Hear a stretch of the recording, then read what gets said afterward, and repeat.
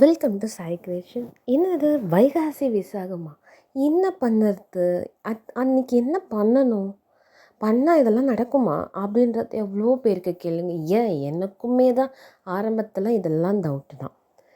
அன்றைக்கி என்ன, சிவபெருமானின் நெற்றிக்கண்ணிலிருந்து அவதரித்தாருன்னு முருகப்பெருமாள்னு சொல்லுவாங்க. அதாவது அந்த வைகாசி விசாகம் அன்று என்ன என்ன விரதம் இருக்கணும், என்ன பலனு, அதனால் அது எந்த நேரத்தில் பண்ணணும், இந்த மாதிரி நிறைய விஷயத்தை தான் நம்ம பேச போகிறோம்.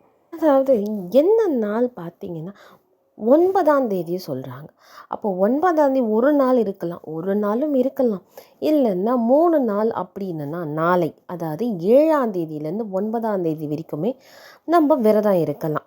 இப்போ அதனால் விரதத்தினால் என்னென்ன பலன்கள்லாம் வரும், என்ன விரதம் எடுத்து அதனால் பலன்கள்.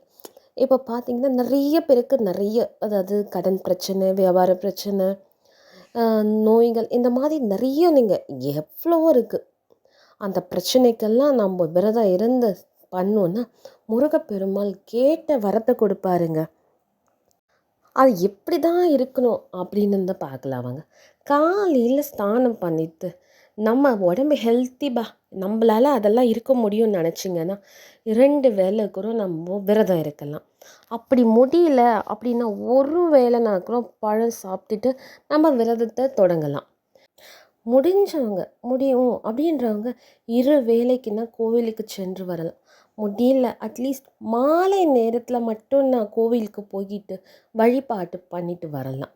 வீட்டில் முருகன் விக்கிரகம் இருந்தால் பால், தேன், முருகருக்கு அபிஷேகம் ஏதோ ஒன்று நம்மளால் முடிஞ்சது அபிஷேகம் செய்யலாம். அன்றைய தினம் முருகன் கோவிலுக்கு அபிஷேகத்துக்கு பசும்பால் வாங்கி கொடுப்பது மிக சிறப்புங்க.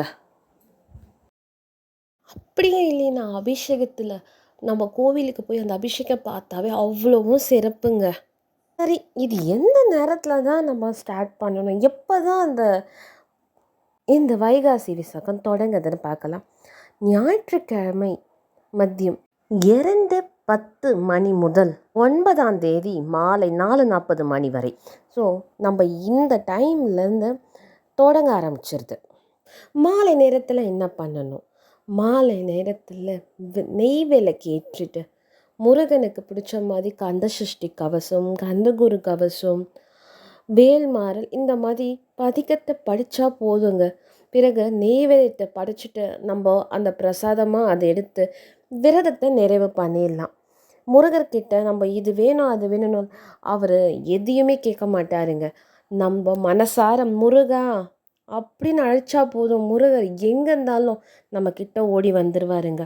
இதுக்கும் மேலே என்னங்க வேணும், அவர் அள்ளி கொடுக்கணும்னு நினச்சா எப்படி கொடுத்துட்டே இருப்பாருங்க. இதை தவிர நம்ம என்னங்க கேட்க போகிறோம். முருகான்ற ஒரு வார்த்தைக்காக எல்லாமே அவர் செய்வாருங்க முருகர். அதனால் இந்த வீடியோ உங்களுக்கு கண்டிப்பாக யூஸ்ஃபுல்லாக இருக்கும்னு நினைக்கிறேன். பிடிச்சிருந்தால் லைக் பண்ணுங்கள், ஷேர் பண்ணுங்கள், சப்ஸ்கிரைப் பண்ணுங்கள். நெக்ஸ்ட் வீடியோவில் பார்க்கலாம். தேங்க்யூ.